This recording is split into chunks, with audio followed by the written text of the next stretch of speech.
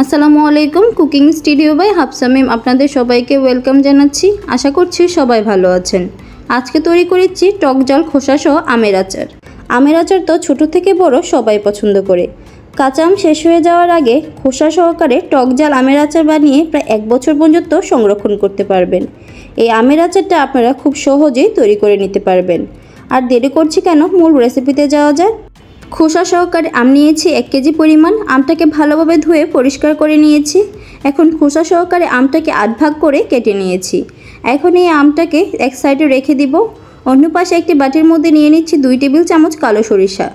আমের আচার তৈরি করার সময় অবশ্যই কালো সরিষাটা কম ব্যবহার করার চেষ্টা করবেন, তাহলে কিন্তু আমের আচারটা তিতো হবে না। দিয়ে দিচ্ছি 3 টেবিল চামচ সাদা সরিষা। সাদা সরিষা বেশি দিলেই কিন্তু আমের আচারটা তিতা লাগবে না। এখন এর মধ্যে দিয়ে দিচ্ছি অল্প পরিমাণ পানি। পানিটা দিয়ে সরিষাটাকে এখন 10 মিনিট পর্যন্ত ভিজিয়ে রেখে দিব। সরিষাটাকে 10 মিনিট রেস্টে রাখার পর এটাকে ভালোভাবে ব্লেন্ড করে নিয়েছি। সরিষাটাকে মিহি করে ব্লেন্ড করে নিতে হবে, না হলে আচার খাওয়ার সময় মুখে সরিষা লাগলে আর খেতে ভালো লাগবে না। প্যান গরম করে এর মধ্যে দিয়ে দিচ্ছি 7-8টার মতো শুকনো মরিচ, আর দিয়ে দিচ্ছি 2 টেবিল চামচ পাঁচফোড়ন। এখন পাঁচফোড়ন আর মরিচটাকে 2 মিনিট ভেজে নিব। পাঁচফোড়ন ভাজার সময় গ্যাসের হিট মিডিয়ামে রেখে ভেজে নিতে হবে।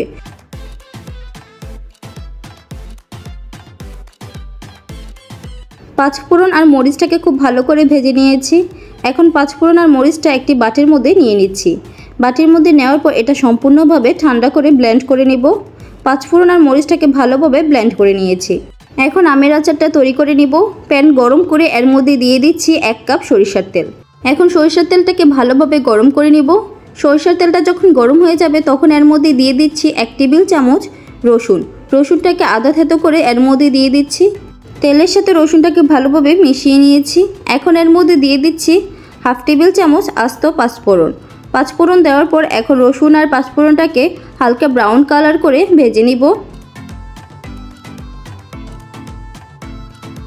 রসুনটাকে ব্রাউন কালার করে ভেজে নিয়েছি। এখন এর মধ্যে দিয়ে দিচ্ছি বেটে রাখা সরিষা। সরিষা বাটা তেলের মধ্যে দেওয়ার পর সাথে সাথে নাড়াচাড়া করতে হবে, না হলে কিন্তু সরিষা বাটাটা পুড়ে যাবে। এখন তেলের সাথে সরিষা বাটাটা খুব ভালোভাবে মিশিয়ে নিব। তেলের সাথে সরিষা বাটাটা খুব ভালোভাবে মিশিয়ে নিয়েছি। এখন এর মধ্যে দিয়ে দিচ্ছি 2 টেবিল চামচ পানি, তাহলে কিন্তু আর সরিষাটা পুড়ে যাবে না। এখন সবগুলো উপকরণ একসাথে আরও 2 মিনিটের মতো ভালোভাবে কষিয়ে নিব। সবগুলো উপকরণ একসাথে 2 মিনিটের মতো কষিয়ে নিয়েছি। এখন এর মধ্যে দিয়ে দিচ্ছি 1/2 কাপ চিনি। চিনিটা দেওয়ার পর সাথে সাথে নেড়েচেড়ে দিব। চিনির সাথে সরিষাটাকে খুব ভালোভাবে মিশিয়ে নিয়েছি। এখন এর মধ্যে দিয়ে দিচ্ছি 1/4 কাপ গুড়। আমি এখানে টক ঝাল মিষ্টি আচার তৈরি করব, সেই কারণে আমি এখানে গুঁড়ো ব্যবহার করছি। আমি যে আম দিয়ে আচারটা তৈরি করছি সেই আমটা প্রচুর পরিমাণ টক, সে কারণে আমি এখানে গুঁড়ো ব্যবহার করেছি। আপনাদের আমের টেস্ট অনুযায়ী আপনারা চিনি বাড়িয়েও কমিয়েও ব্যবহার করতে পারবেন। এখন চিনি আর গুড়টাকে ভালোভাবে মিশিয়ে প্রায় 2 মিনিট রান্না করে নিব, তাতে চিনি আর গুড়টা ভালোভাবে গলে যাবে। চিনি আর গুড় ভালোভাবে গলে গেছে। এখন এর মধ্যে দিয়ে দিচ্ছি কেটে রাখা আম। এখন শিরার সাথে আমটাকে খুব ভালোভাবে মিশিয়ে নিব।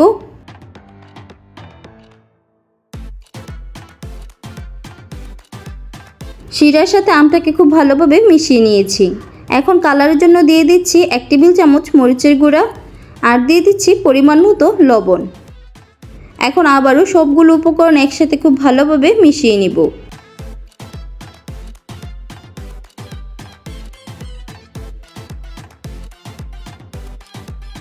সবগুলো উপকরণ একসাথে ভালোভাবে মিশিয়ে কিছুক্ষণ রান্না করে নেব। 2 মিনিট রান্না করে নেওয়ার পর কিন্তু আমগুলো কিন্তু সিদ্ধ হওয়া শুরু করেছে। এখন এটাকে ভালোভাবে নেড়েচেড়ে দিব। এই পর্যায়ে এর মধ্যে অ্যাড করে দিচ্ছি 2 টেবিল চামচ সাদা সিরকা বা ভিনেগার। এখন এর মধ্যে দিয়ে দিচ্ছি গুঁড়ো করে রাখা পাঁচফোড়ন 2 টেবিল চামচ। পাঁচফোড়ন দেওয়ার পর এখন আবারও ভালোভাবে নেড়েচেড়ে দিচ্ছি। এভাবে আরও কিছুক্ষণ রান্না করে নিলেই কিন্তু তৈরি হয়ে যাবে আমের আচার। সিরকাটা দেওয়ার পর আমের আচারটাকে আরও 5 মিনিট রান্না করে নিয়েছি। তৈরি হয়ে গেল টক ঝাল খোসা সহকারে আমের আচার। এই আচারটাকে আপনারা 1 বছর পর্যন্ত সংরক্ষণ করে রেখে দিতে পারেন। এখন এই আচারটাকে একটি প্লেটের মধ্যে পরিবেশন করে নিচ্ছি। আমের আচারটা কিন্তু দেখতে যতটা লোভনীয় লাগছে, খেতেও কিন্তু ততটাই টেস্টি। আপনারা একবার হলো এই খোসা সহকারে আমের আচারটা তৈরি করবেন। আমার রেসিপিগুলো আপনাদের কাছে ভালো লাগলে একটি লাইক, শেয়ার এবং চ্যানেলটি সাবস্ক্রাইব করতে কিন্তু ভুলবেন না। সম্পূর্ণ রেসিপি না টেনে দেখার জন্য আপনাদেরকে অসংখ্য ধন্যবাদ। আজকের মতো বিদায় নিচ্ছি। আসসালামু আলাইকুম।